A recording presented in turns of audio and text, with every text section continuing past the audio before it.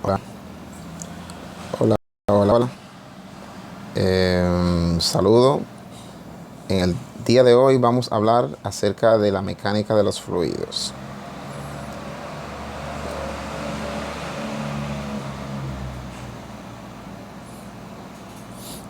Estaremos viendo los siguientes temas: la materia, obviamente, la estática de los fluidos. Vamos a ver la presión y dentro de la presión vamos a ver la presión atmosférica, la presión dentro de una columna de un fluido, y vamos a ver también dos principios muy importantes que son el principio de Pascal y el principio de Arquímedes.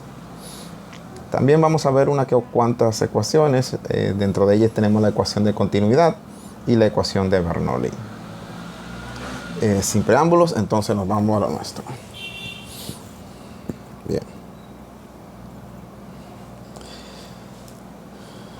Los fluidos. Vamos a tratar los fluidos.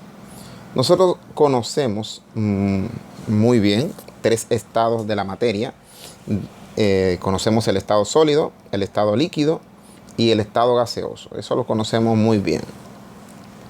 Pues bien, cuando estamos hablando del estado líquido y del estado gaseoso, podemos decir que en esto se concentran lo que conocemos como fluidos, porque estos no tienen un volumen definido, no tienen una forma definida y pueden fluir. Entonces, a estos dos estados, cualquier tipo de materia que tenga estos dos estados, entonces lo consideramos un fluido. Como dice acá, en la parte resaltada en amarillo, los líquidos y los gases no mantienen una forma fija y tienen la capacidad de fluir. Bien. Bueno, hay otros estados, hay que resaltar, sí, hay otros estados. Está el estado plásmico, está también el estado de Bose-Einstein y está el estado de Fermi, y entre otros más estados. Pero lo que más conocemos, que lo conocemos desde niño, la materia tiene tres estados: el sólido, el líquido y el gaseoso, ¿sí? Que lo conocemos mucho bien por lo del agua, que cuando se congela ya sería sólida, mientras no la bebemos está líquida, y cuando la ponemos a hervir se evapora y está en estado gaseoso. Bien, entonces vamos de inmediato a definir unas cuantas cosillas. Vamos a definir lo que es la hidrostática, concentrándonos en que la dinámica o la mecánica tiene dos partes, una parte que es la cinemática, otra la dinámica, pero más bien nosotros nos vamos a concentrar en qué pasa cuando los fluidos están en reposo y qué pasa cuando los fluidos están en movimiento. Entonces, cuando los fluidos están en reposo, de esto se encarga estudiarlo la hidrostática, y cuando están en movimiento, entonces se encarga la hidrodinámica. Bien, hasta ahí, perfecto. Veamos entonces.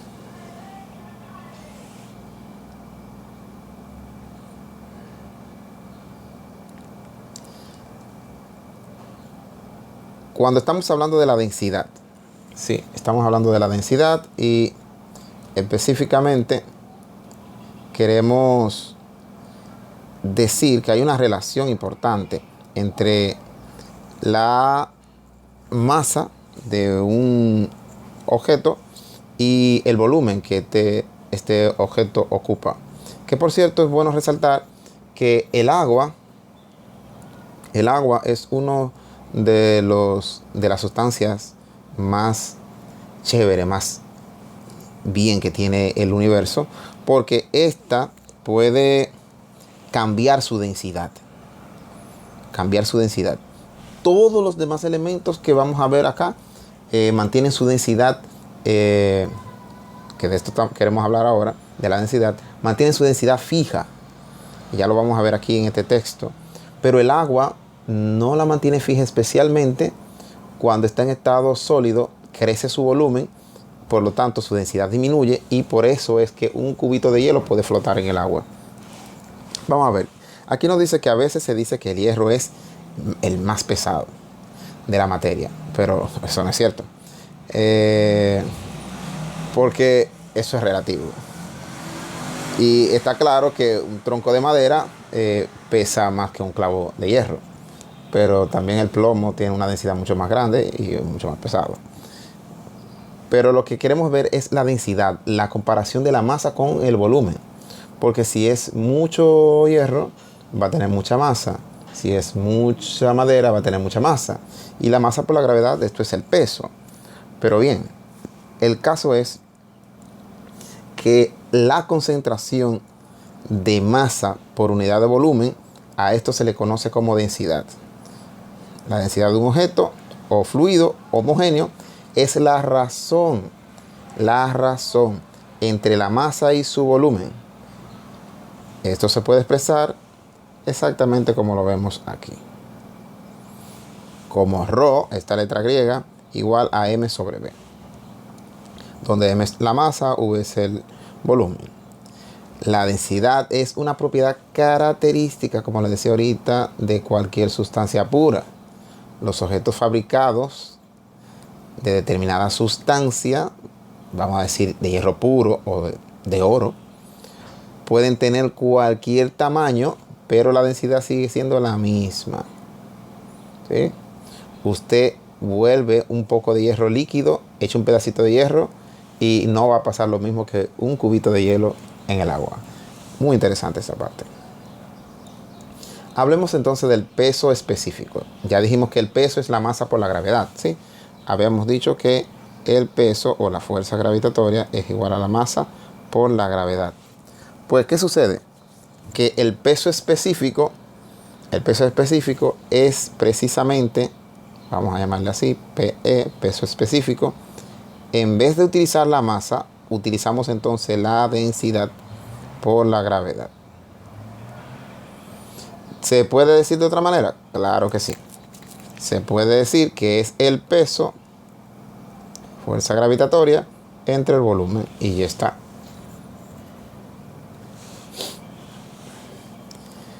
Hablemos de presión. Y no estamos hablando de la presión que te coloca tu madre cuando quiere que tú hagas algo y tú te tardas un poco en hacerlo. No. Estamos hablando de una fuerza que se hace perpendicular a una superficie.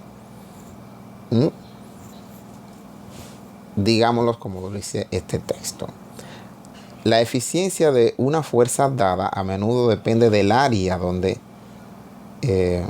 sobre la cual ésta actúa.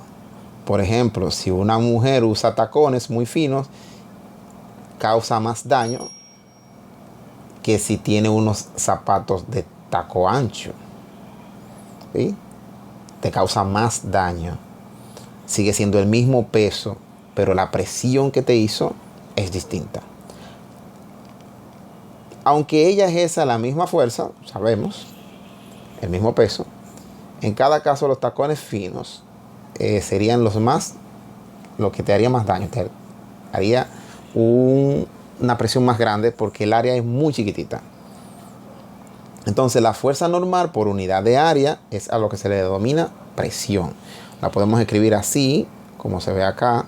Presión igual a fuerza. Este simbolito significa que es fuerza perpendicular a la superficie entre la superficie, o sea, el área. El área. Si usted se imagina ya una mujer con unos taquitos. Bueno, no soy tan bueno dibujando, pero bueno, imagínense que esos son unos tacos y lo pisó usted ahí. No es lo mismo que un señor que te pise con unos zapatos. No, este te va a doler más que este, aunque tengan la misma masa. ¿Sí? La mujer de 60 kilogramos y un hombre de 60 kilogramos. ¿Sí? No importa, como quiera, el del área más fina te va a hacer más daño. Entonces hablemos de la presión en una columna de fluido. Hablemos de la presión de la columna de un fluido. Como ya sabemos que la presión es una fuerza perpendicular a una superficie, si esta es la superficie Vamos a dibujarlo en verde. Esta es la superficie. Esta es la superficie. Y estamos ejerciendo una fuerza como se muestra en la figura, ¿sí? Perpendicular a la superficie. Bueno, ya quisiera yo que fuera perpendicular, pero bueno. Ahí vamos a ver, más o menos, ahí perpendicular.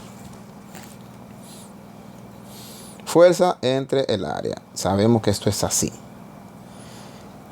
Bueno, entonces, ¿qué decimos? Si la fuerza la está haciendo el peso de un líquido, vamos a poner tu pelín más grande. Si la fuerza la está haciendo, vamos a decir que esto es un recipiente.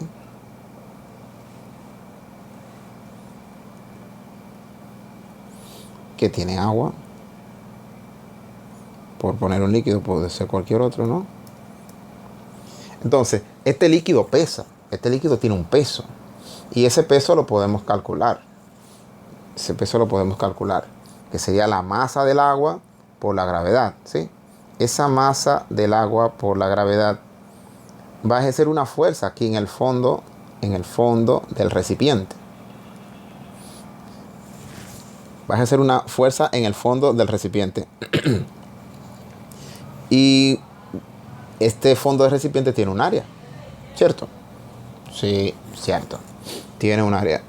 Así que a esto entonces sería la presión que hace esa columna de fluido en el fondo. Ahora vamos a arreglar todo un poquitito. Arreglemos todo un poquitito. ¿Qué sucede? Que la masa, como ya vimos, la densidad puede expresarse como masa sobre volumen. Por lo tanto, la masa yo la puedo expresar como la densidad por el volumen.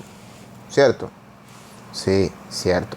Coloquemos entonces densidad, volumen y gravedad en vez de masa por gravedad. Y sigamos colocando entonces aquí nuestra área. Pues resulta que como el volumen en este caso, que es un cilindro, ¿sí? El volumen de un cilindro lo podemos calcular como el área de la base o el área transversal por la altura, y ya sería el volumen, ¿no? ¿Cierto? Pero eso ocurre lo mismo si es un paralelepípedo. Si en vez de una figura cilíndrica sería una figura cúbica, sucede lo mismo, porque yo voy a tener el área por la altura también. Siempre va a ser el área transversal por la altura. Entonces, como el volumen es el área transversal por la altura, entonces esta expresión se va a convertir, en vez de densidad, bueno, densidad sigue siendo, pero ya en vez de volumen, yo voy a tener entonces a el área por la altura. Y voy a seguir teniendo la gravedad que se multiplica, y esto lo voy a dividir entre el área. Vamos a hacerlo aquí en azulito para que se pueda notar lo que queremos resaltar. ¿Qué resaltamos? Tenemos área arriba y tenemos área abajo. El área se cancela, por lo que la presión en una columna de fluido podemos calcularla sin lugar a duda como la densidad de ese fluido multiplicado por la gravedad y por la altura, ¿sí? GH, ¿cómo es? Rho HG. O bueno, para que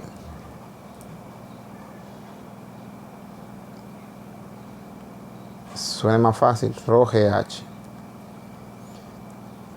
Cuando estamos en cursos chiquiticos como este, que no es tan grande, pero es chiquito, o sea, es física básica, veíamos la densidad como una D mayúscula. Entonces sería DGH. DGH. ¿Sí? Como suene mejor para usted poder memorizarlo, no hay problema. Rho GH o Rho HG o GH Rho. Sí, también puede ser así. GH Rho también. GH Rho. El orden de los factores sabemos que no altera el producto. O sea que la presión en un fluido la podemos encontrar así, con la multiplicación de estas tres cantidades físicas. Bueno, seguimos avanzando. Seguimos avanzando. Y queremos hacer énfasis también en la presión atmosférica. Y tengo para decirle entonces que la presión atmosférica no es nada más ni nada menos que exactamente esto, la presión de una columna de un fluido. Lo único que este fluido ahora no es agua, ahora este fluido es la capa gaseosa que rodea la Tierra, la atmósfera, ¿sí? Entonces, como esa es la atmósfera, ese peso de la atmósfera sobre mi cabeza, supongo que yo estoy aquí parado, tengo una columna de agua, entonces, digo, una columna de aire o de gases sobre mi cabeza que está ejerciendo una fuerza sobre esa área de mi cabeza, o sea, sobre mi área, está ejerciendo una fuerza, y por lo mismo que habíamos visto, ya sabemos que se cancelan las áreas, por lo que no depende del área en este caso, porque el peso depende del volumen, ¿sí? Y el volumen depende del área, o sea que el área se cancela. Lo que sí va a depender es de la altura. Fíjense bien, va a depender de la altura. Va a depender de la altura. Esa es la razón por la que cuando yo subo a una montaña, no tengo sobre mi cabeza la misma presión que cuando estoy abajo, ¿sí? Cuando estoy arriba en la montaña, tengo menos altura de gases sobre mi cabeza, por lo tanto tengo una menor presión. Tengo una menor presión sobre mi cabeza. La presión es mucho menor. Entonces, esa presión de esos gases sobre nuestra cabeza es lo que conocemos como presión atmosférica. Y esta tiene una constante, esta presión atmosférica tiene una constante. Entonces, aquí podemos observar que la presión de una columna de fluido no depende del área, de la base que lo soporta. La presión atmosférica es la presión ejercida de los gases de la atmósfera sobre la superficie terrestre o sobre cualquier superficie, ¿sí? Puede ser sobre mí, sobre un avión, lo que sea. Por encima del nivel del mar la presión disminuye y por debajo del nivel del mar la presión aumenta. Adivinen por qué. Es que si yo tengo gases por aquí arriba y tengo agua por aquí debajo,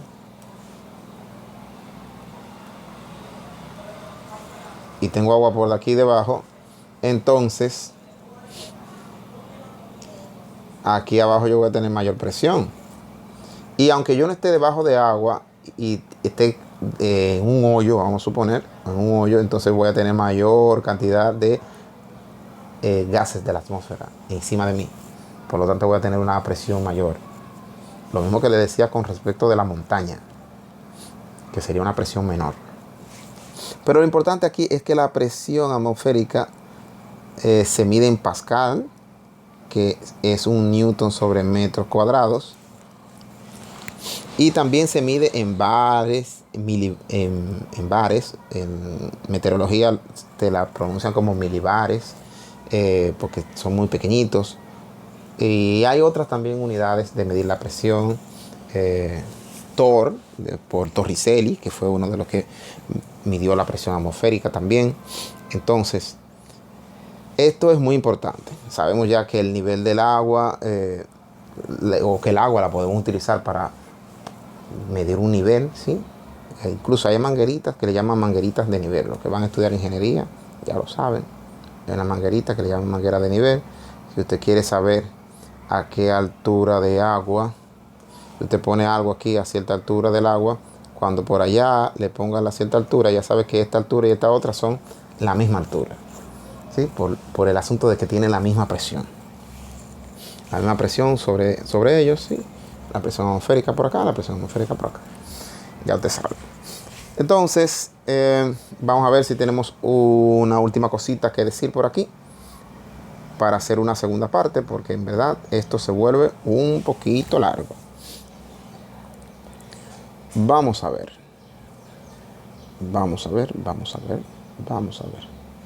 Aquí vemos la ecuación fundamental de la hidrostática. Esto tiene mucha tela que cortar y esta fue la imagen que mostramos al principio, ¿sí? Porque de la ecuación fundamental de la hidrostática podemos obtener muchísima información. Chévere, interesante. Fíjense, aquí tenemos un objeto dentro de un fluido que vamos a decir que es agua. Por lo tanto, por aquí arriba vamos a tener la presión atmosférica y dentro vamos a tener la presión que ejerce el agua sobre ese objeto. Entonces vamos a ver, aquí nos dice, si consideramos en un líquido en equilibrio dos puntos situados a diferentes profundidades, ¿sí? Aquí podemos ver este punto 1, vamos a rodearlo con verde, un poquito más, menos por eso. Sí. Aquí tenemos el punto 1 y aquí tenemos el punto 2, ¿sí? Diferentes alturas, diferentes profundidades. La presión sería entonces esta que tenemos acá. Para la presión 1 sería ρh1g. Y para la presión 2, ρh2g. O sea que lo único que va a cambiar es h, la altura. Por lo tanto, la diferencia de presión será P2 menos P1. ¿Sí? Que sería igual a ρ,